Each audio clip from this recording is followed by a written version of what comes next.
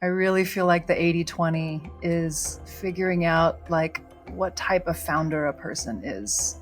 And to me, that's a very spiritual experience. I don't know, but what I do know is the spirit of the Vietnamese people teach me something every day. It's a very resilient culture. They've been through a lot. I can't think of anything now, but it made me think about getting a warning, like a whistle blow in Germany at midnight, jaywalking when there isn't a single car on the street. Oh yeah. Herzlich willkommen bei Fasensprung, dem Podcast von Konstantin Schiemert und Frank Steffen. I usually do a quick introduction. So let's go back for a moment. Like, I think I heard of you long before I actually met you. Really? In Shanghai, and I think the first time we really met was just pre-opening Kush and Sushi Abuse, right? Oh no, it was back in the ZZG days. It was way back. Oh yes, I think maybe I knew Mario, who had done your logo for Sheep Go to Heaven. Yes. And ZZG, and I was like, what is this word? And I said, who is the person that came up with the name of this restaurant? I need to meet them because they're crazy. Yeah, exactly. In a good way. I remember I remember there was one time when we were actually kind of like brainstorming. Remember that, where we went to one of Emil's new buildings or somewhere? Didn't we go on a rooftop there? And there was what was his name? The photographer. I forgot, but a very, very, very creative guy, French, and I just remember how we were. I'm not even sure if this has anything to do with syzygy, but it was kind of in that time zone, and I just remember how crazy my thinking was, like how the next project would have to look like with birds flying everywhere and like, I don't know, it was not down to earth. That is which for was sure. why you were good with surrounding yourself. You had enough humility to surround yourself with people to listen to the idea, the amazing, innovative ideas that you had, and then bring it down to earth, which was kind of the premise of how we met. Because I was working in innovation, you were opening businesses, and we would have these creative brainstorms as you do in Shanghai, right? And it's like you recognize someone who's on a wavelength with you. And I always felt that with you, in the different phases that we knew each other. Yes, and I remember that for Kush and Sushi Abuse, but I don't have the memories for syzygy. Do you remember how we met?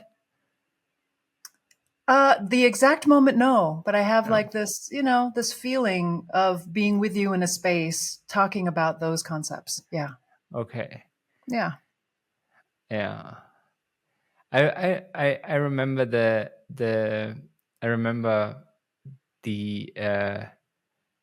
take on like advertising the opening of Sushi Abuse, that through your network, which I liked very much, with these different vices, very simple logos.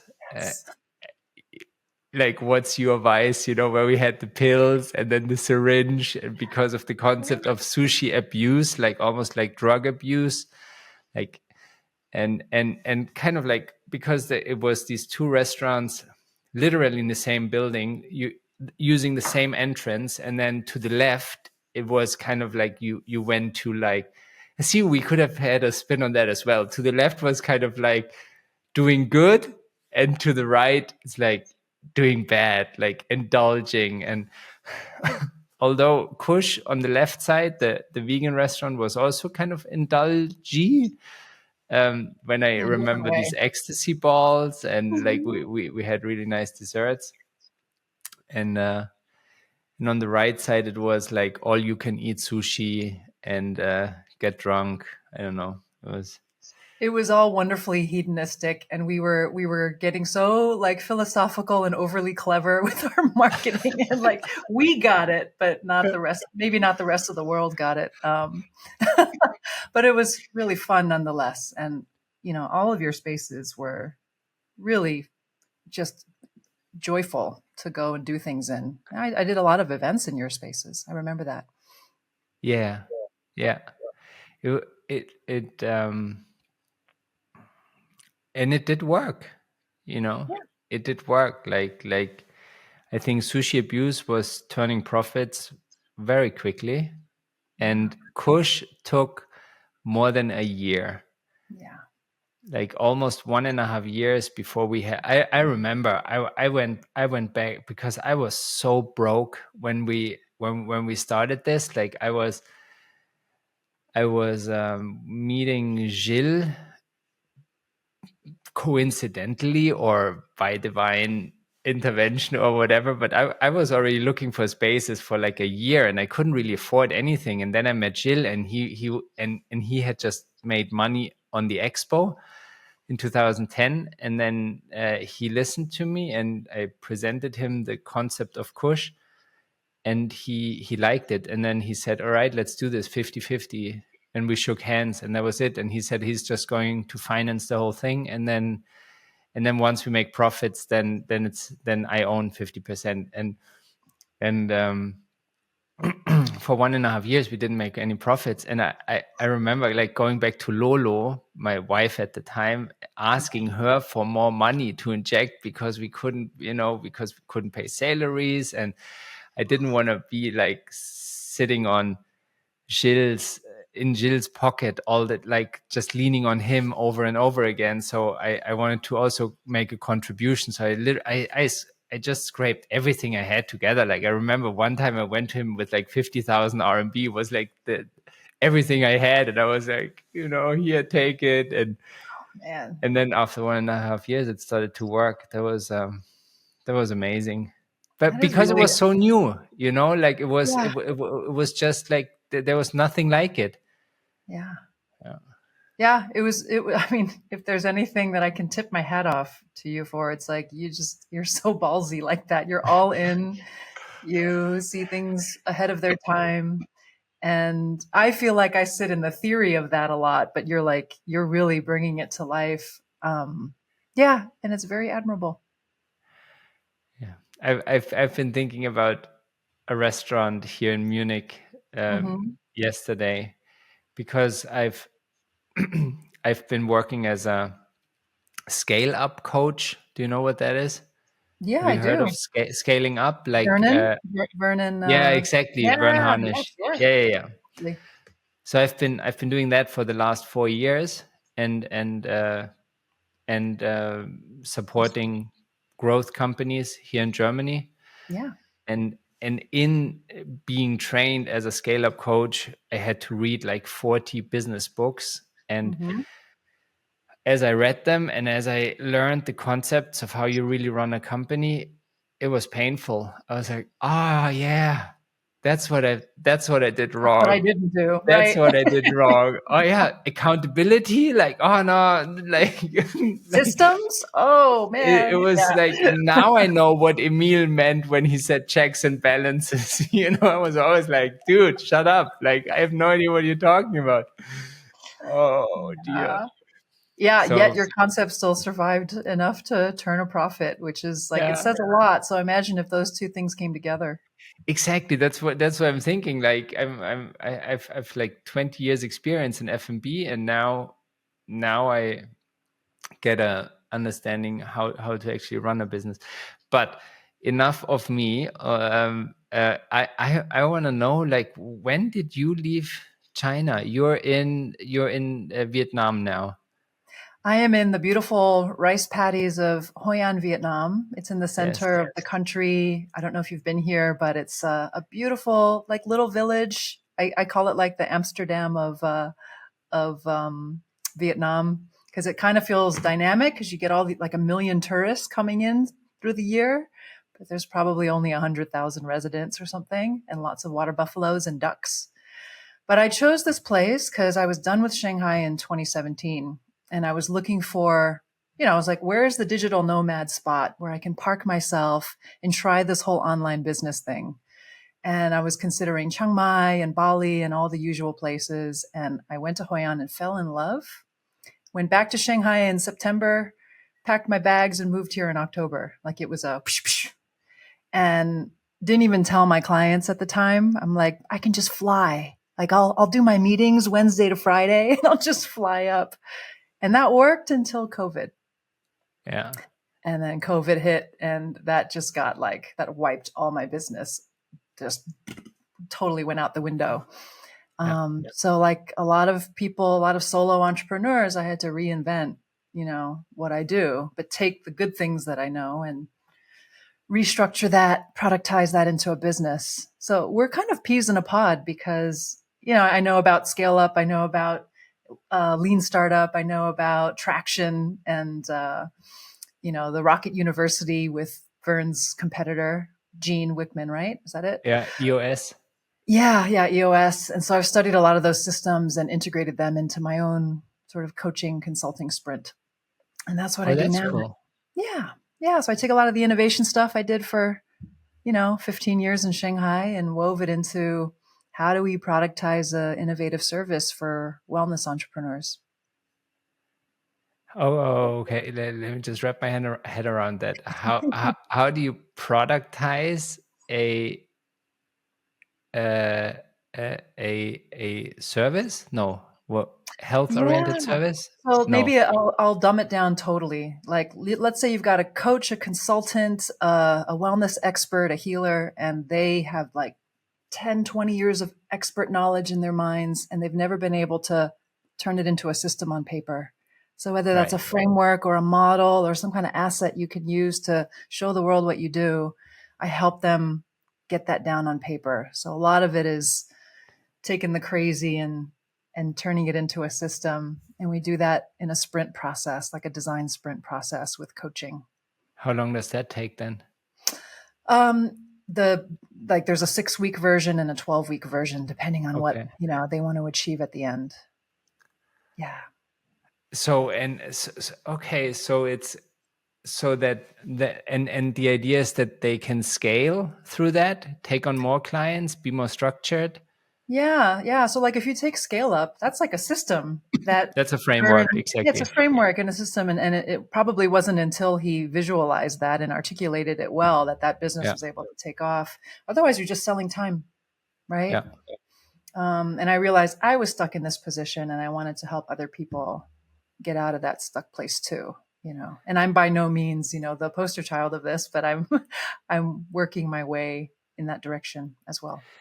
And if I mean if you've taken modules from those different frameworks, which is totally legitimate because I think none of anybody there has any uh, intellectual property, right? Like most of the things that we use at Scale Up, they're not like they're not protected. Like actually anybody can use it. Like you, oh, sorry, I'm just getting a call that I don't want to be getting right now. Sorry for That's that. that's all right. Hey,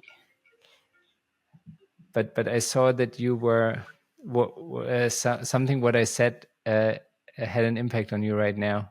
Did you think Oh, that good that was observation.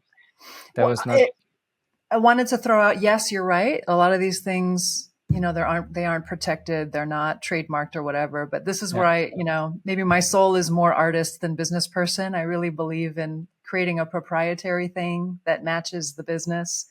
So I don't copy paste other frameworks. That's the work I do. I sit with the founder and we come up with your own proprietary system No, from I what you mean want. I mean like your own stuff, like you said, for your own process, like Oh what yeah. you like. I do my own. Yeah. I like created my own from all of these, Yes, from all the things that we learn as consultants. And then yeah, you're able to cherry pick the things that really work. yeah, Yeah. yeah. That's cool.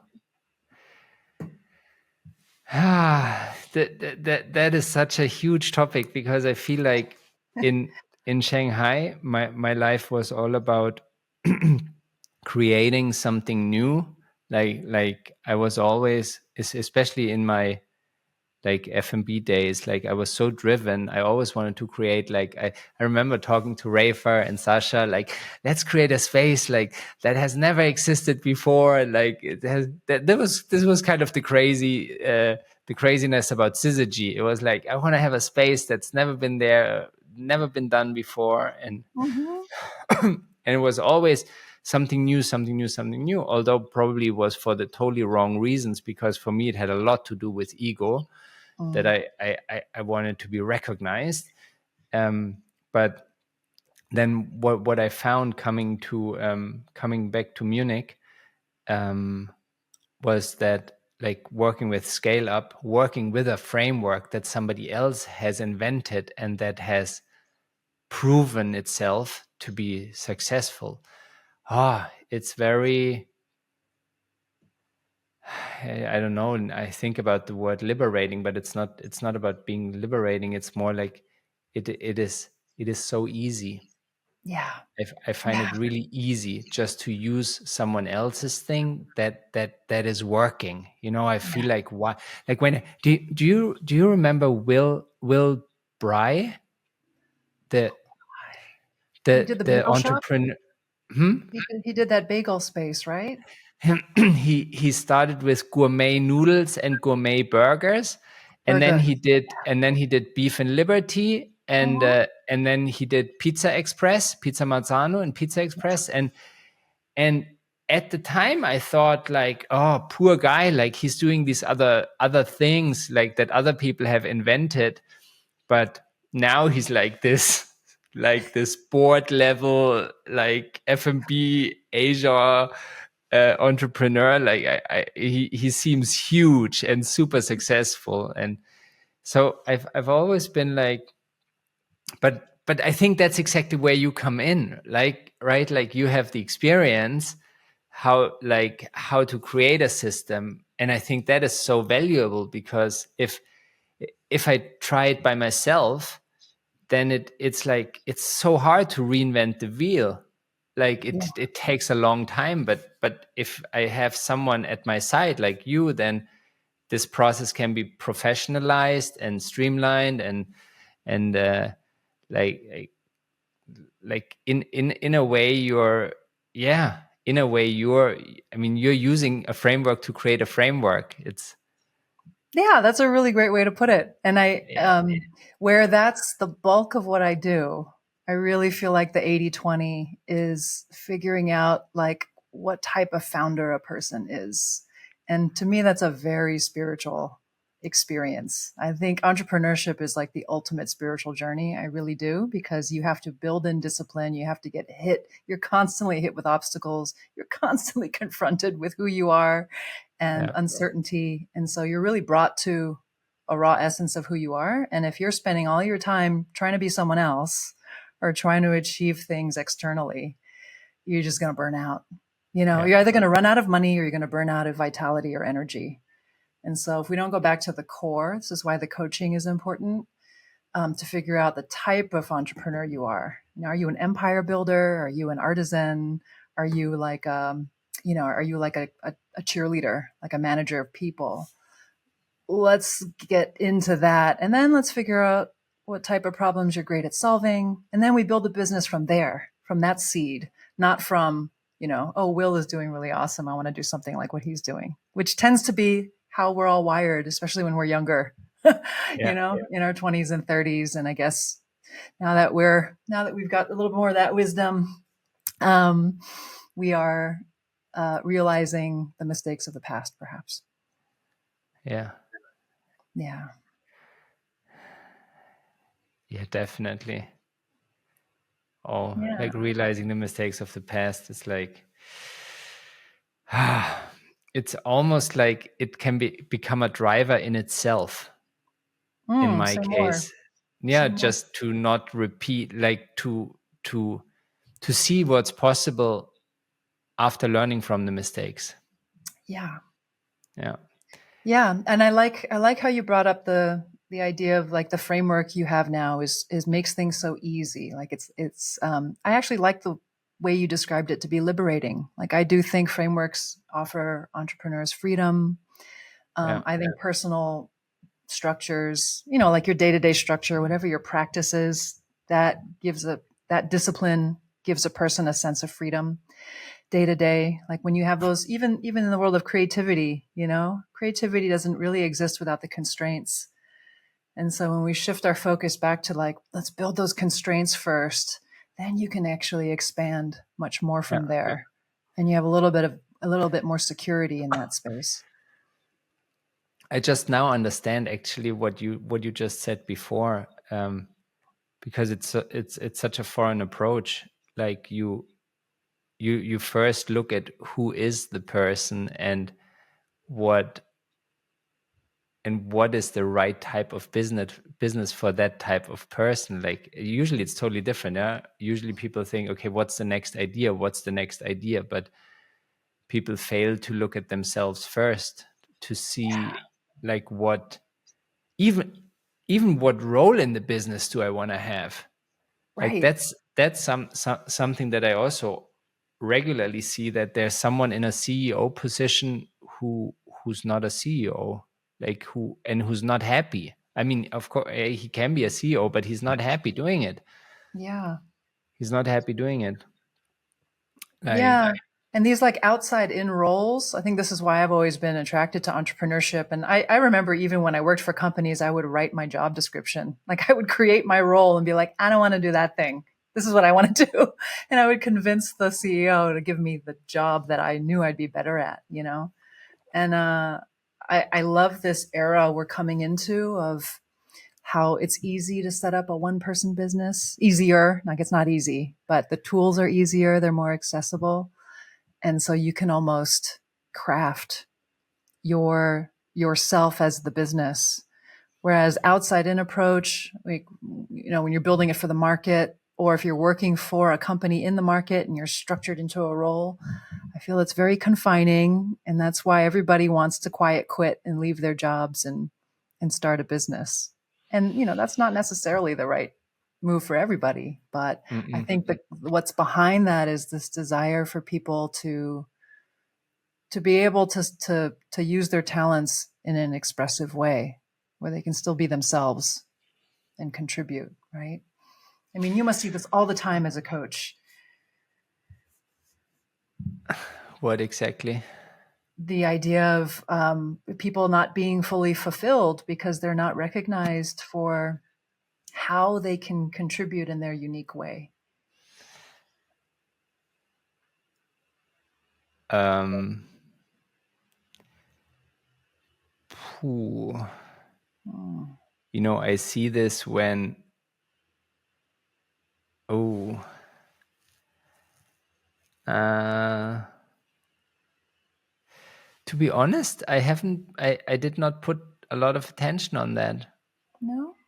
What, how people, you know, if they, actually, it's a total blind spot for me these days. And it's interesting because in the past, I used to do, um, life purpose workshops, and well, even in executive coaching, I often started with people first figure out their life purpose, or in Mm-hmm. other words, what fulfills them, like contributing in which way fulfills you. Mm-hmm. But within the scale up framework, um, I'm not really asking that question. Mm-hmm. I still do it when I do one-on-one coachings, but um, it's really just in the beginning. I Yeah. don't focus on that for a long time. Yeah. And maybe you're dealing with entrepreneurs that have already sorted that piece out because they're ready to scale, right? Like it's Maybe, impossible yeah. to scale unless you have that peg already in the ground, you know? It's very hard to, at least. Yeah, I think if yeah, probably you're right. Like people that I work with, they're usually in their business at least 5 years, Yeah. and by that time you either love it or you're done with it, right? Yeah. You're either in it and you're going to keep going, or you're really like one foot in, one foot out. Yeah. I wonder how what you just said before, that it's easy for people to kind of express inside out, like you go from who you are and you craft a business or a service around what you're um, able to offer in your very original way. And I always remember I had Rich, remember Rich Rothman, right? Like, so we're still in really good contact, and he was on the podcast a few weeks ago as well. And I remember when we were still in Shanghai, Rich often told me when I wanted to write something, like a newsletter or something, he would tell me, think about your audience, and but now I'm thinking maybe it's so where help me figure this out, like is it now possible, or should I rather think about my audience and then Mhm. adapt to that audience in how I speak, in what I speak about, or should I speak about what I love speaking about the way I speak and find the right audience?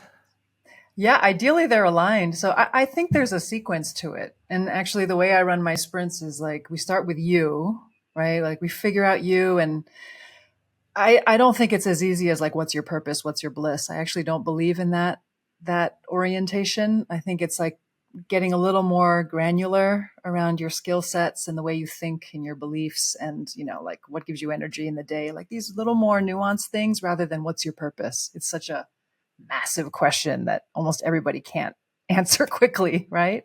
So we get granular on the you, and then once you have clarity there, then you move to the who, because then you know how you're helping somebody, and then you can get obsessed about who you're helping, right? And then once you've defined who that is, then it's like, well, why are you doing this for together?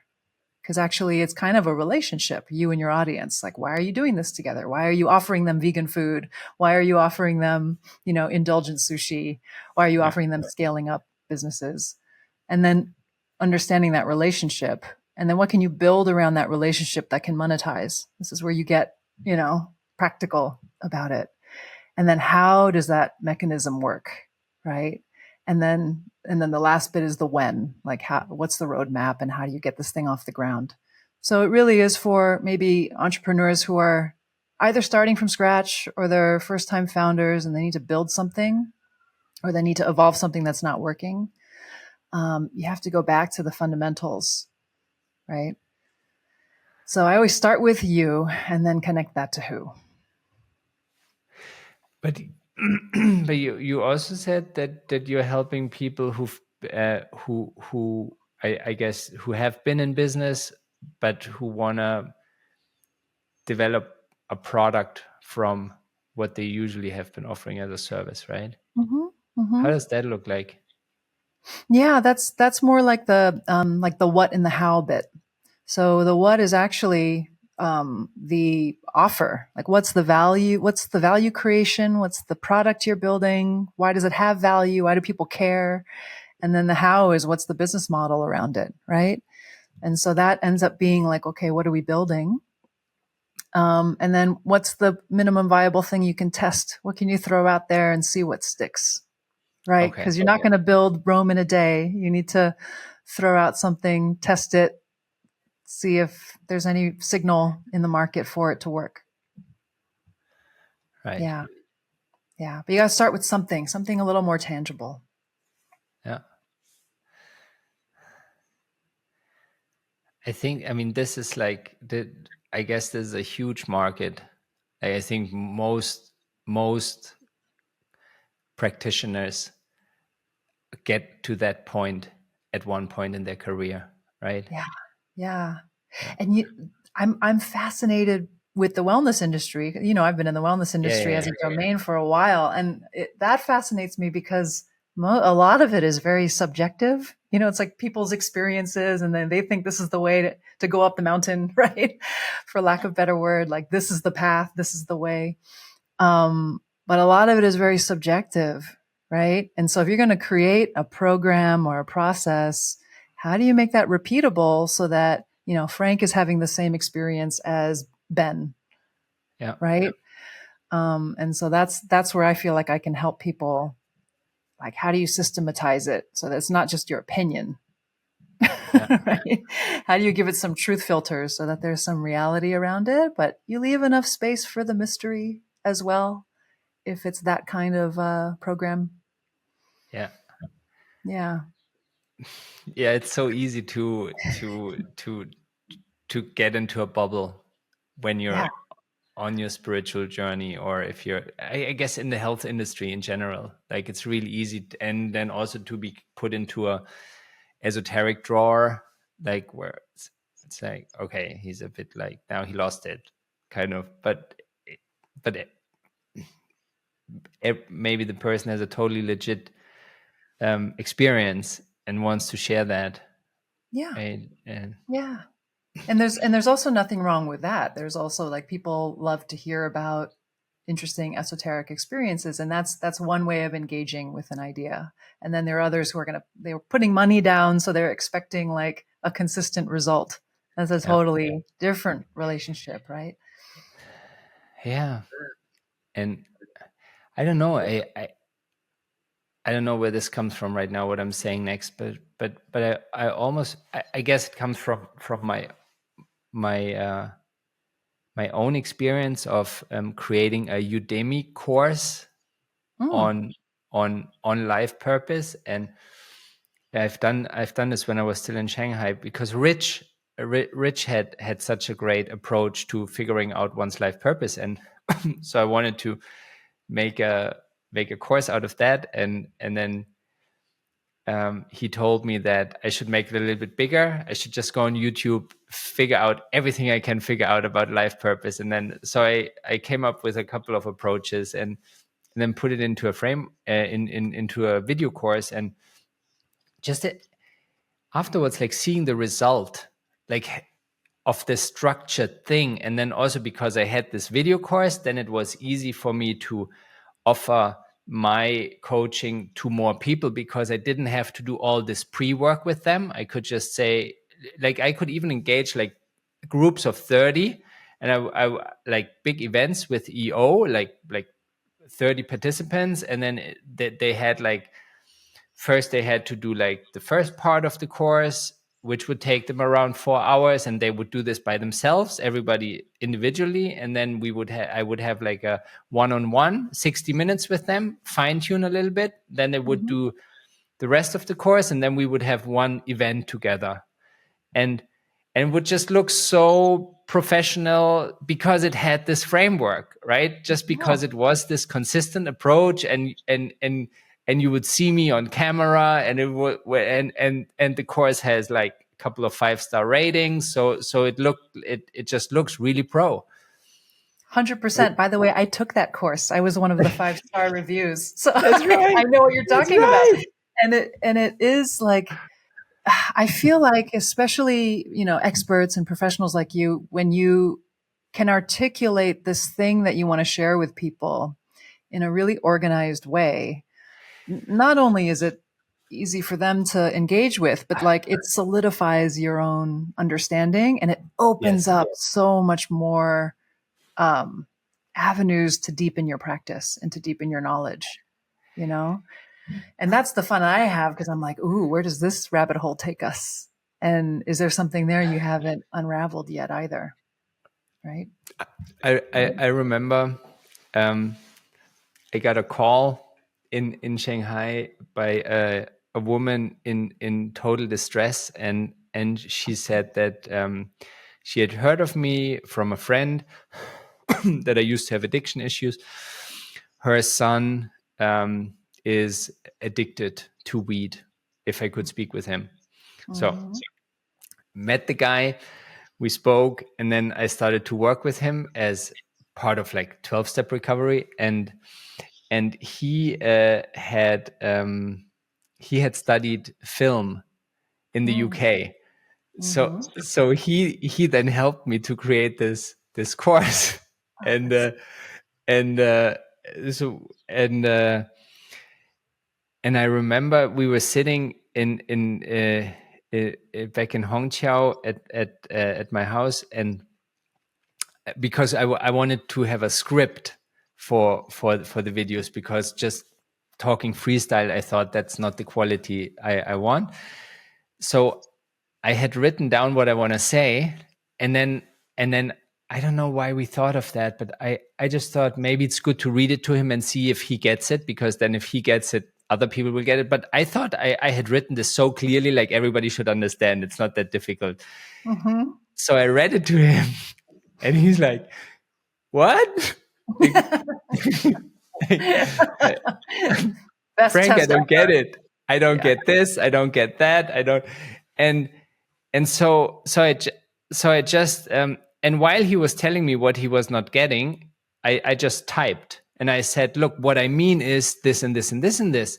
Do you understand that?" And he's like, "Yeah, I get that." But just this process of talking to him and him telling me what he doesn't get and what he gets, and totally changed the script, Yep. and made it easy for people to understand, Yeah, right? totally. Yes, exactly. And like, first of all, good for you for getting started, because most people are too afraid to even get started with something like that, right? But then once you do and you understand that it's just these like little tiny experiments where you have a soundboard, and lucky for you, Yeah. you had a really receptive soundboard to give you like the truth, a truthful feedback. And then you just get that along the way. And it, gosh, it's the most, it really is an amazing refinement experience. Like to be honest, the core of my process goes back 20 years, like to early what if days when I was 25 and learning this process of innovation. I've just refined that. Like I've drawn smaller circles over time. And it comes from just testing things out and seeing what works, right? Yeah. Yeah. What did you fall in love with where you are right now? Is it, and Oh, by the way, I've been to Da Nang. okay.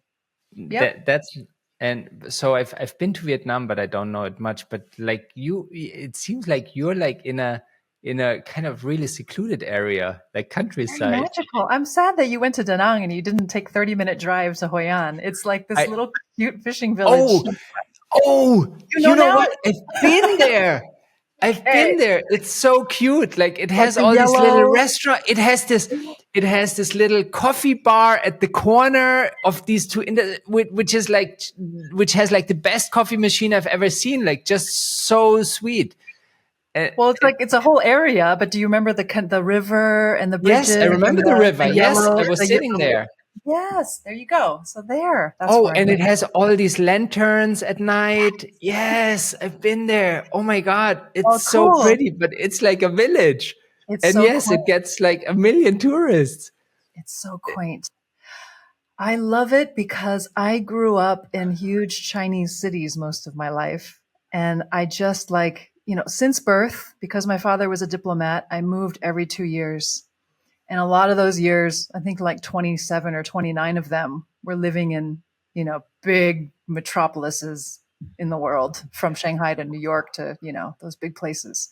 So I think I was just so craving something quaint. Um, Yeah.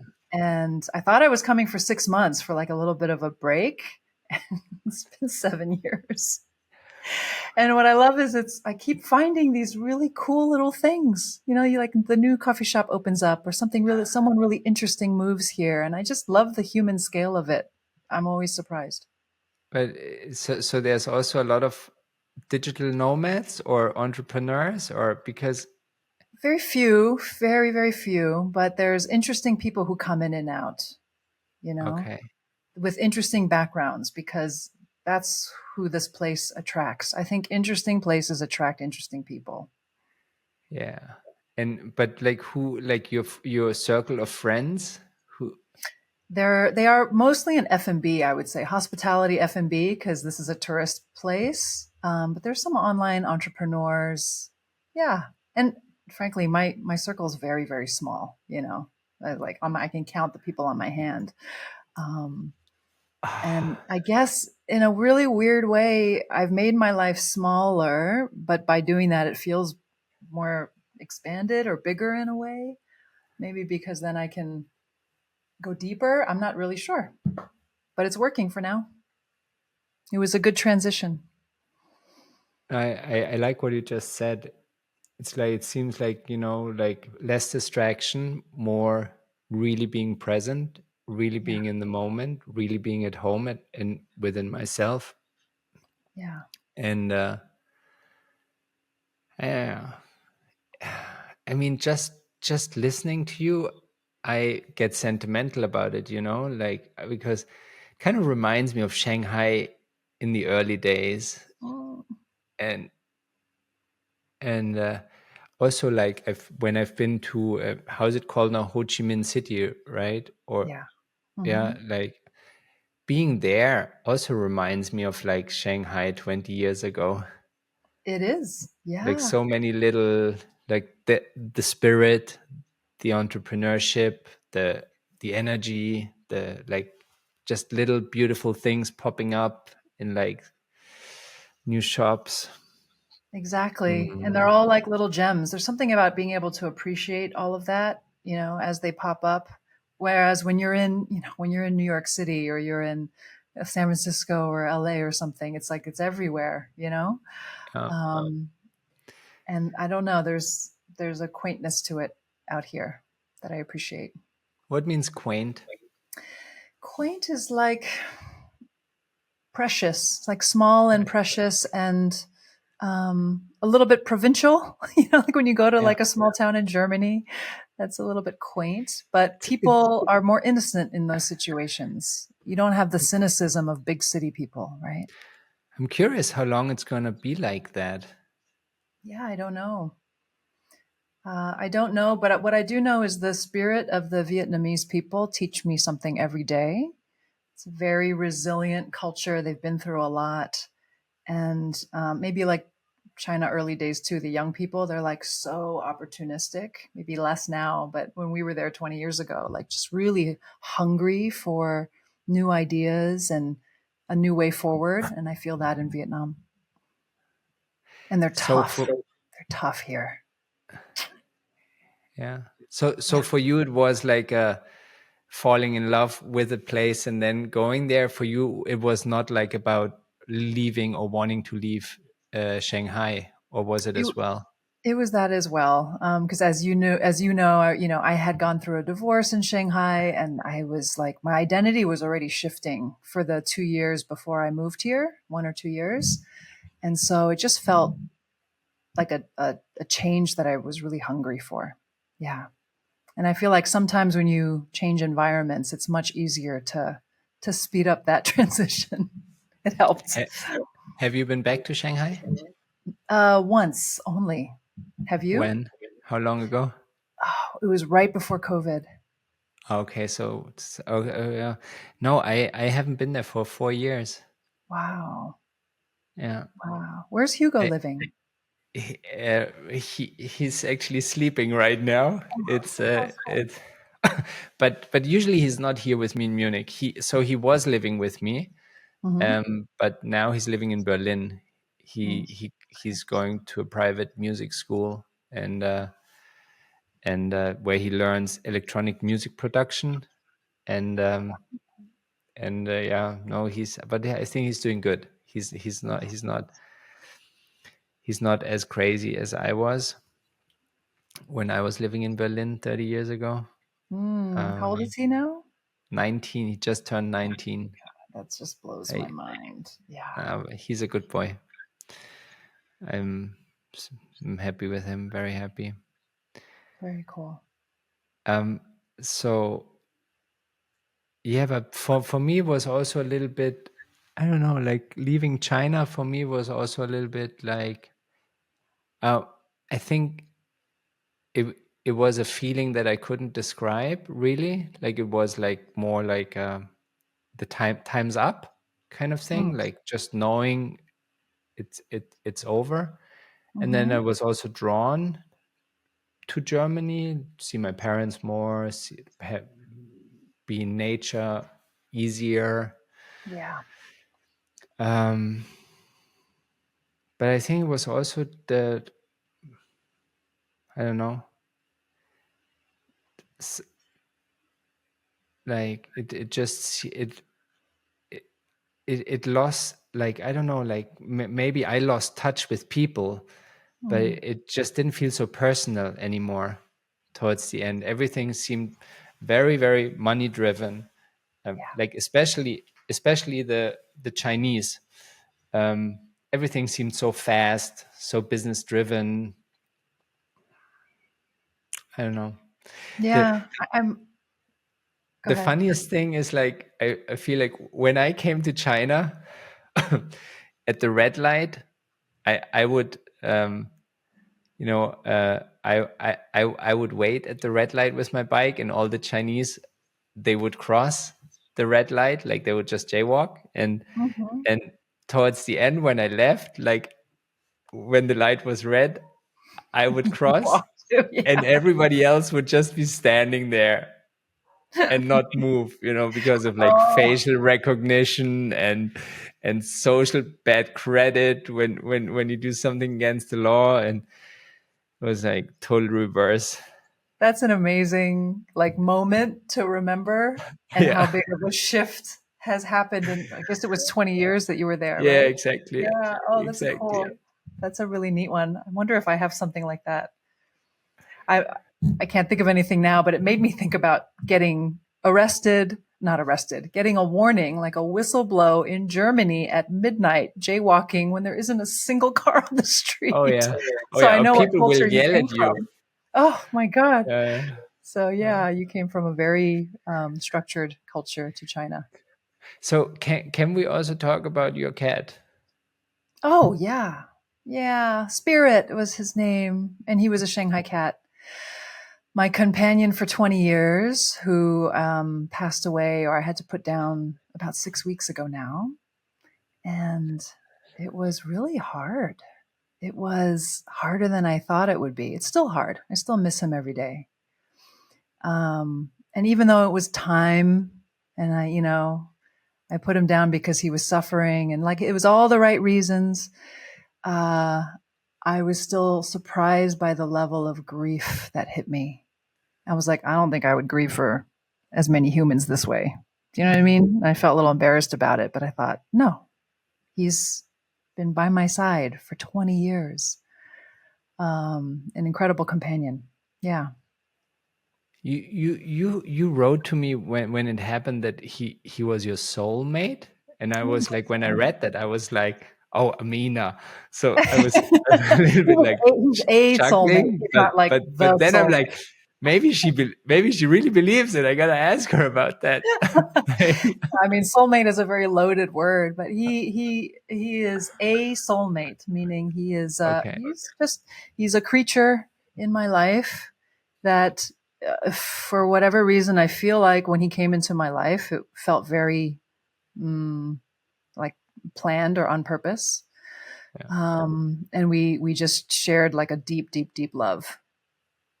Like a knowing. When you have that level of knowing with an animal, a human, doesn't really matter, but it cannot be described in words. That's the kind of relationship I had with him. Hmm. Yeah. How did, like, how was grieving like, Mhm. and how did you get through that? Or how did you try to make it a better experience, for lack of better words? This was how beautiful a creature he was. He made the whole experience easier for me. So I was really resisting putting him down, and I would do Yeah. things like I'd be holding him, and he had arthritis, and he was urinating himself all the time. He wasn't really eating, and I would ask him, "Is it time?" And he would urinate on me.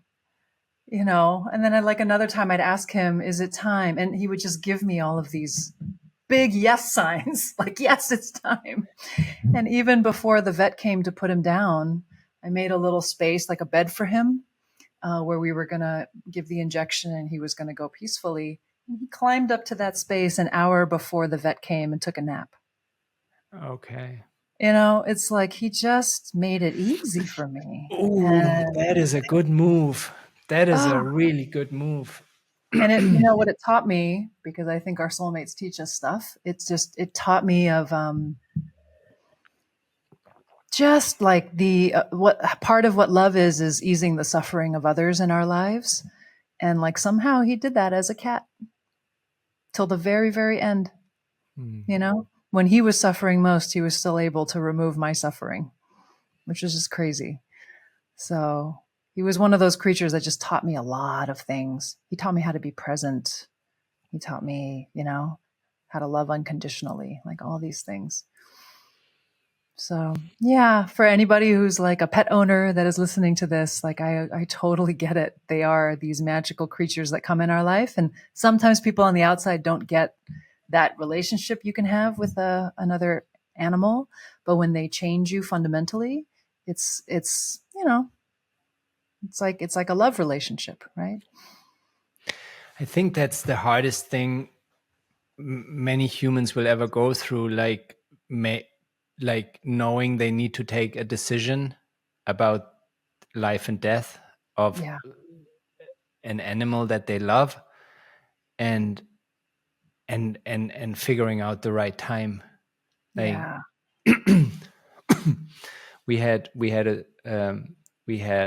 my girlfriend, her dog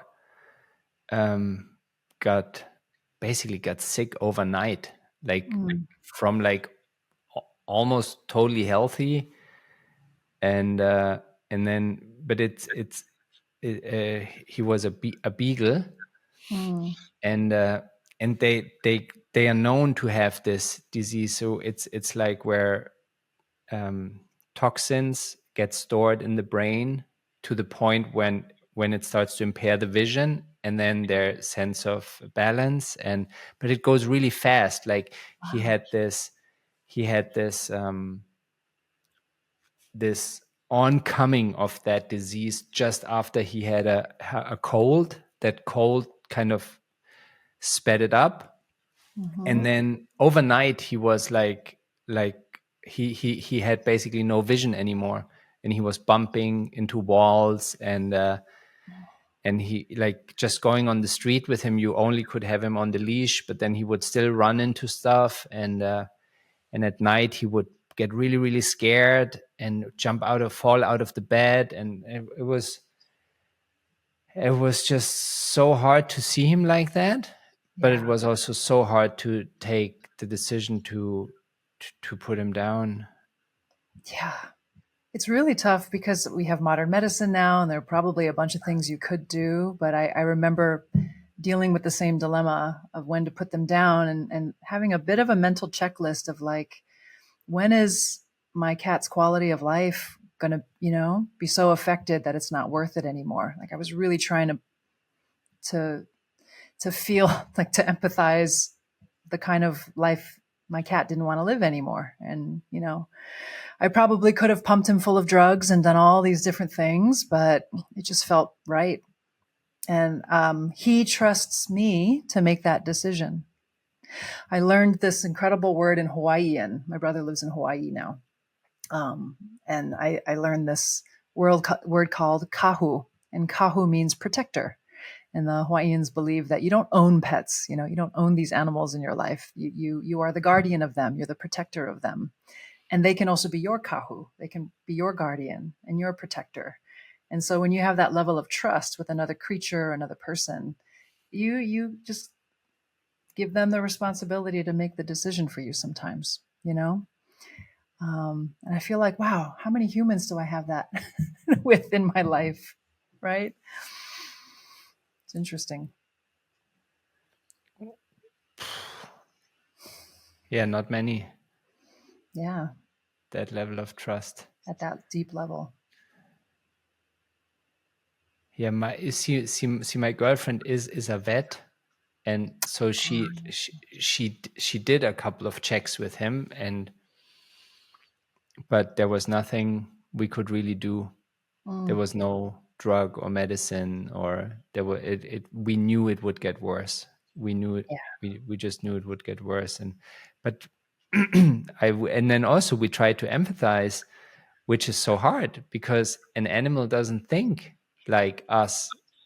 But like just looking at him, like bumping his head at the wall, being scared many times, being disoriented, like we just try to imagine how we would feel like that, like being scared and disoriented is not a nice feeling. So Yeah. probably not a nice feeling for a dog either.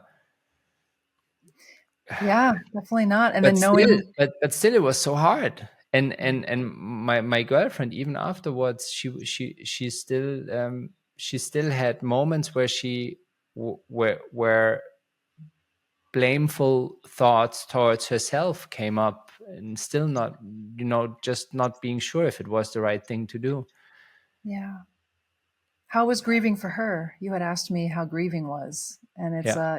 like after the fact. So once that decision is made to put them down, and then there is grieving, which is a whole, process or transition. You were talking about, let's talk about transitions. Mm. What was that like? For us, um, for me, it was. I mean, I cried a lot when we did put him down. So we went to the clinic. And he was there with. I mean, we were there with two of my girlfriend's very good friends, and they were all vets, and Mhm. and yeah, and we just we just made sure that he gets the right amount of. I mean, first he would get this medicine so that he wouldn't feel anything, and then or no, first he would. Yeah, first he wouldn't feel anything, and then he would basically just it would just be like like anesthesia first, Mhm. right? Just that he sleeps, and then he would die, and so he didn't feel a thing. But before that, we just hugged him. We hugged him, and we just cried. For I don't know, like 15 minutes, we were just crying there. All of us, we were just crying, and then.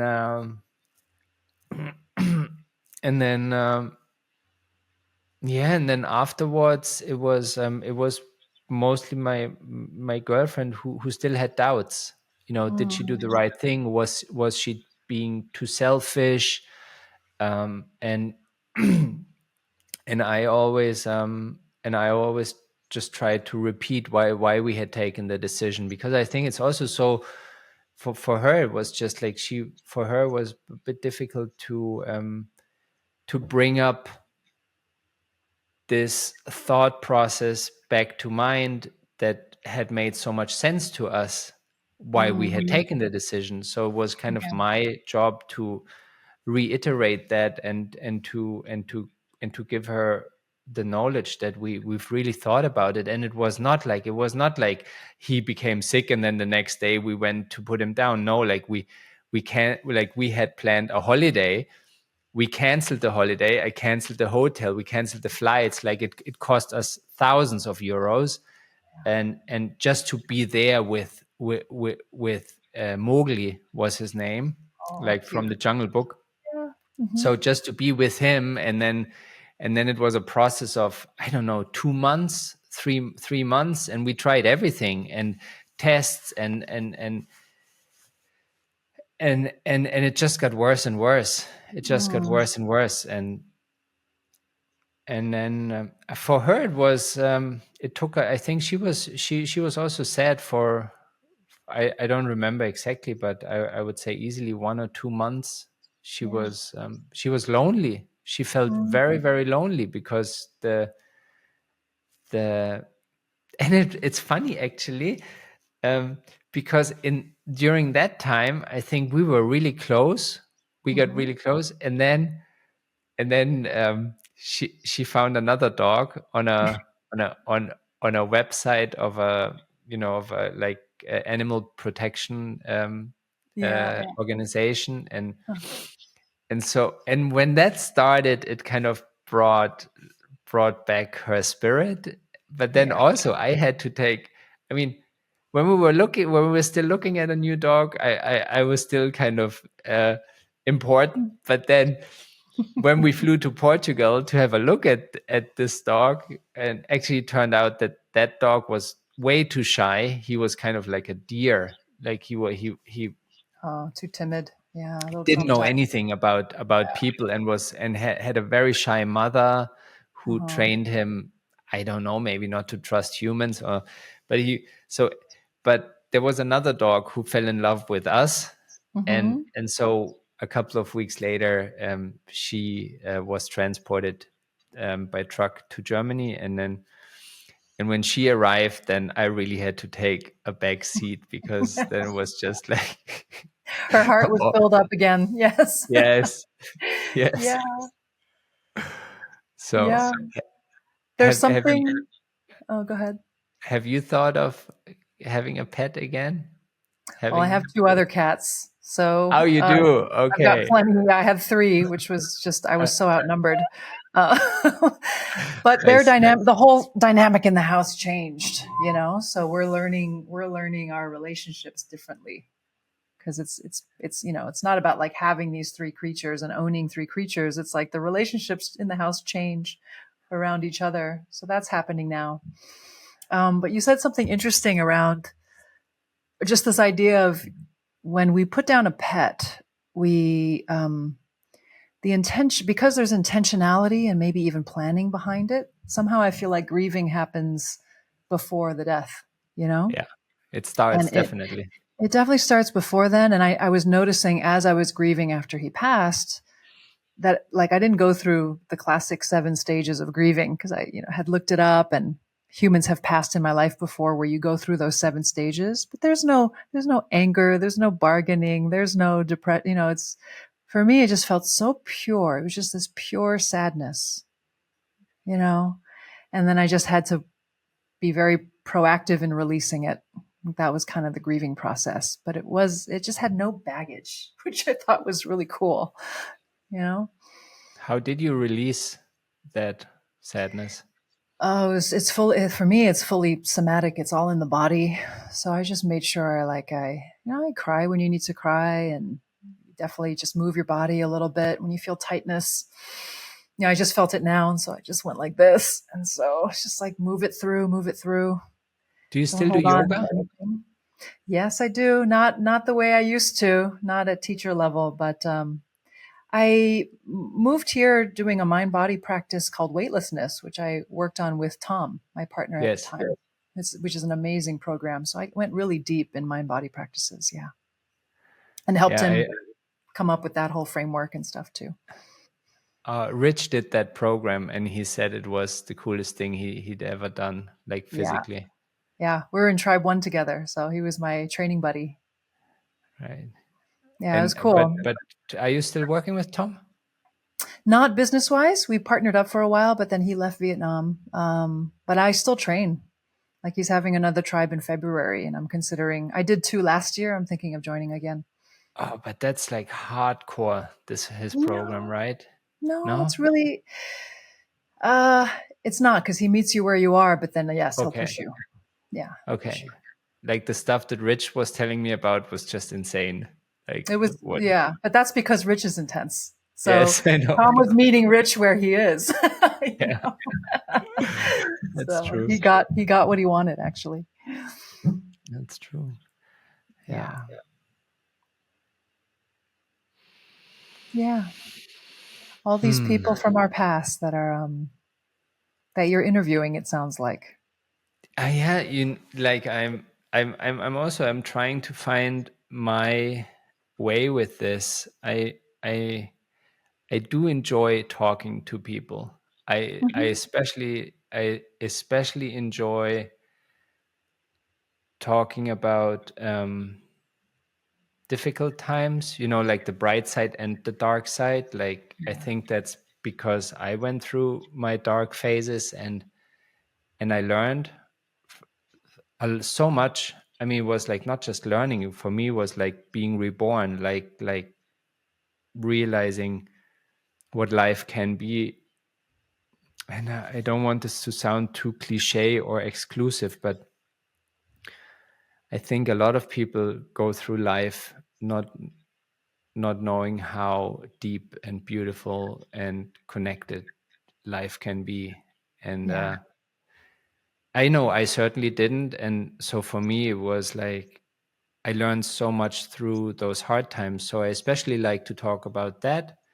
So I started this podcast as a crisis podcast, just Mm. talking to people about crisis. If you want to listen to the episode with Rich, it's about him having invested all his life basically in the company he was working for a long time, and then how he got out of that company, and which had put him in a real crisis. Very interesting conversation. So I like to talk about that.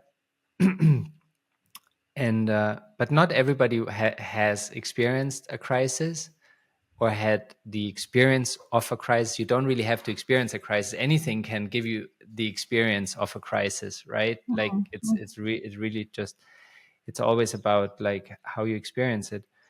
And also not everybody wants to talk about it. Not everybody. So it's a bit difficult to find guests who want to talk about that. And then I thought about, actually, I just want to have authentic, heartfelt conversations, because I think there's just not that many where you just where you can where you can listen to someone who has been sad, Yeah. who's willing to talk about that, who's willing to talk about having like take some taken a wrong step, like made a mistake. And so authentic, heartfelt conversations. And so I started to I where do I get my guests from? So I just went through my old WeChat contacts, and just the people where it clicked in my head, Hmm. then I'm contacting those. So it's a lot of old friends. And then I found like this is such a great way to just connect with old friends, like It because really is. I'm so bad at connecting, at staying in touch. I, But it's also a great way to like go deep really fast, Like I wouldn't yes. I wouldn't dilute your original idea around talking about crises, because I feel like everybody needs that now, and to hear it, whether then you mentioned it's all very relative. We've been a landmark together, so it's like Yeah. it's all a relative thing, right? But to be someone listening in and normalizing it is so incredibly important, Yeah. right? Yes. Yes. I I still want to talk about that, but then there's also people that I like a lot who I want to talk to, who don't have a crisis or who Yeah. haven't had the experience, and I don't want to exclude those conversations. Okay. That makes sense. You know. Yeah. Well, anytime you need to delve deep into more crises, I've got loads.